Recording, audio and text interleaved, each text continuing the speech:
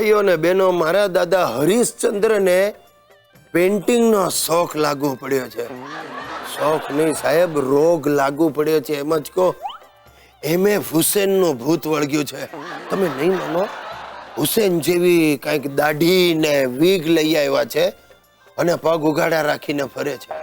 અરે હમણાં 2 દિવસ પહેલા રિસેપ્શનમાં ગયા તો સૂટ ઠઠાડ્યો, નીચે પગ ઉઘાડા.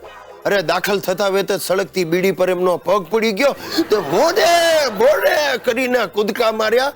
નાના નાના છોકરાઓ એમને ઘેરી વળ્યા, એ ગાંડા કરીને તાળીઓ પાડવા માંડ્યા. બોલો, तेरी अदाओं का बीमार हूँ, तेरे हुस्न का मैं शिकार हूँ, मैं एक उभरता हुआ चित्रकार हूँ. અરે આ બધા ઉભરા શાંત પાડો. દાદાજી આ શું વેશ કાઢ્યા?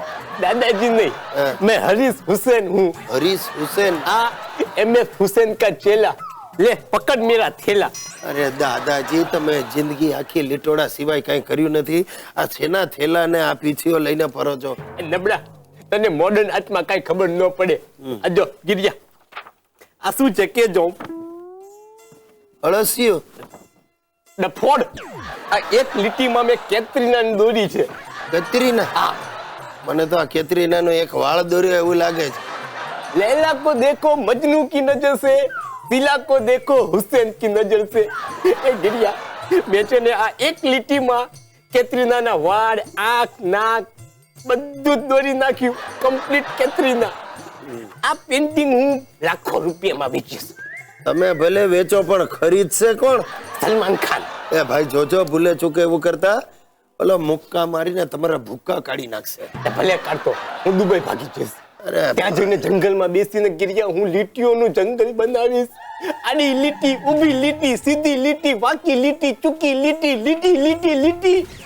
આમાં લિટિગેશન થશે અને આપણી લીટી તણાઈ જશે. દાદાજી, લોકો હુરિયો બોલાવશે. એટલે ભલે બોલાવતા. હા. મને છે ને હુસેન સાહેબની જેમ લોકોની પરવા નથી ગિરિયા. હવે હુસેન સાહેબે માધુરીને લઈને ગજગામીની ફિલ્મ બનાવી હતી. હું હવે ફિલ્મ બનાવવા માંગુ છું. સરસ, બનાવો.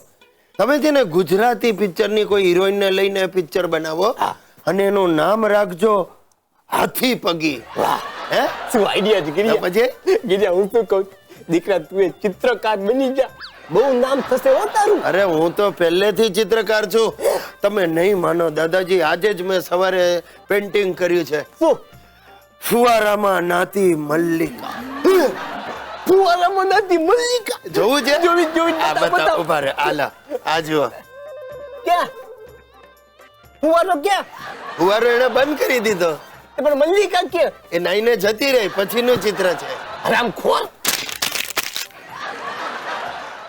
મિત્રો, તમે જોયું હશે આપણે ત્યાં આજકાલ શ્રાવણ મહિનાનો નવરાત્રિના ઉપવાસનો મહાત્મ્ય વધતું જાય છે. એની પાછળનું કારણ શ્રદ્ધા છે કે નહીં એની મને ખબર નથી. અમારા ઘરમાં તો ડાયટિંગ એનું કારણ છે. આ અમારી સુસલીએ આ શ્રાવણ મહિનામાં ઉપવાસ કરવાનું નક્કી કર્યું. હવે મેં એને બહુ સમજાવી, ભાઈ રહેવા દે, શ્રાવણ મહિનામાં કથા કીર્તન કરીએ. પણ મારી કથા ઉઠી ગઈ શ્રાવણ મહિનામાં. સુસલી જઈને 10 કિલો રાજગરાનો લોટ, 10 કિલો મોરૈયો, 10 કિલો સિંગોડાનો લોટ અને 20 કિલો બટાટાની ગુણ લઈ આવી. અને પાછી રોજ સવાર પડે ને બોલતી જાય, મારે તો શ્રાવણ છે, મારે એકટાણું એમ કરીને તગારું ભરીને સાહેબ ફરાળ ઝાપડતી જાય.